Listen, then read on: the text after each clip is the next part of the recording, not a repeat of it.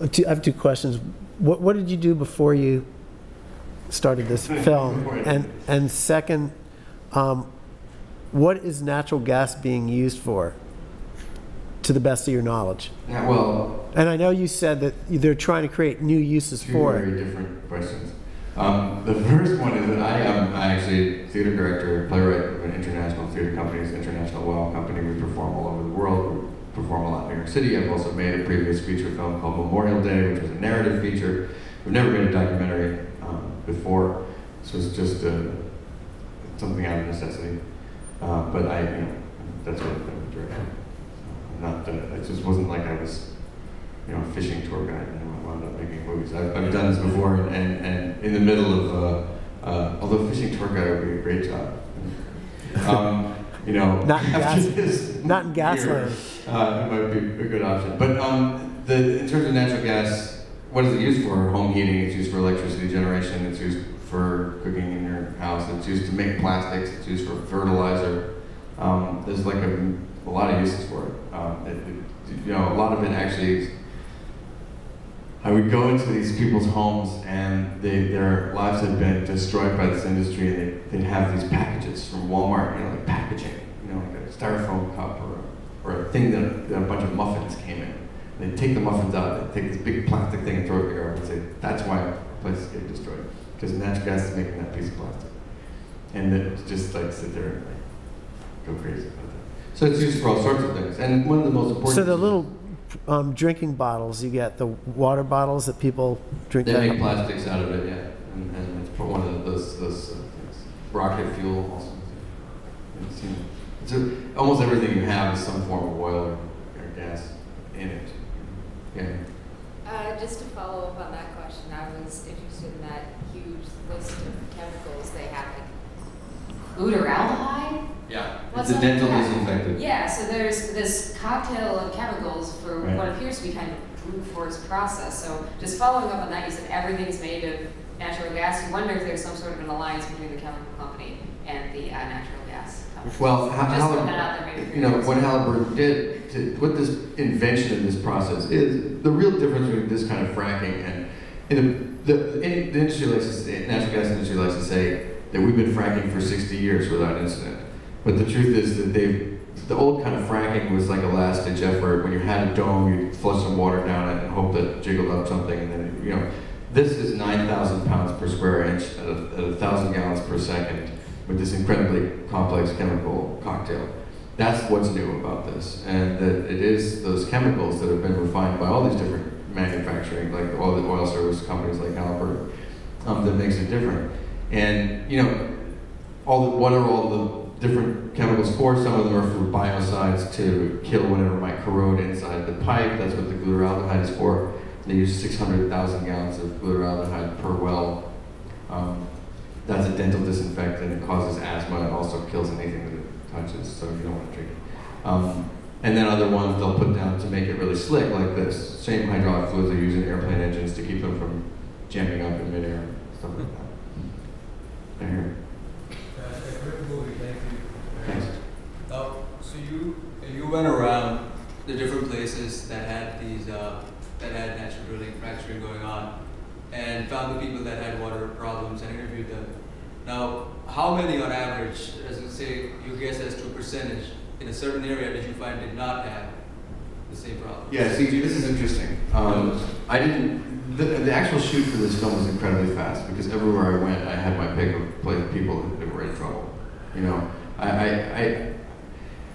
We weren't cherry picking like the worst cases here. We basically, I would show up in a place and then they would tell two friends and two friends and two friends, and then it would happen incredibly quickly. In this one town in Colorado where they have this flammable water, we hit 5 families that could light their water on fire in a 5-mile radius in one day. So if my answer, I don't know the real answer. Nobody knows because nobody's really taking. There isn't. The big problem is there isn't a huge scientific study of what's happening. People are doing things like freezing animals in their freezer because the burden of proof is on the citizen, not on the corporation to prove. There's no way you can get glutaraldehyde in your well, in nature. And yet it's the citizen that has to prove that the gas company put it there. And that involves complex hydrogeological study and seeing the migratory pathways, and it's a very, very hard thing to prove. You know, so as a citizen, you have to try to do that, and it's incredibly expensive. You know, some of those tests are like $5,000 each for one chemical to test for. So the cards are really stacked, and one of the things that I'd like to see change is that burden of proof going back to the corporation, which is one of the things that changed in the 2005 energy bill. But if the natural gas industry, and if there's any members of the industry in the house, you know, and we can address this, has the perfect town where they've drilled 100 wells, you know, and everybody's happy and nothing bad has happened and there's no water contamination, I'd like to go to that town. I'd like to find out if it exists, because I don't think it does. You know, whatever the problem is, it's happening everywhere. So I do think that if you went to one person's house and they had water starting on fire, they would call someone else who had the same problem and say, hey, this guy Josh is making a movie, you gotta talk to him. Mm-hmm. But some person who didn't have problems probably wouldn't hear about it, probably wouldn't call you. Well, I also think it works the other way around, which is that a lot of the people who had health problems weren't coming forward.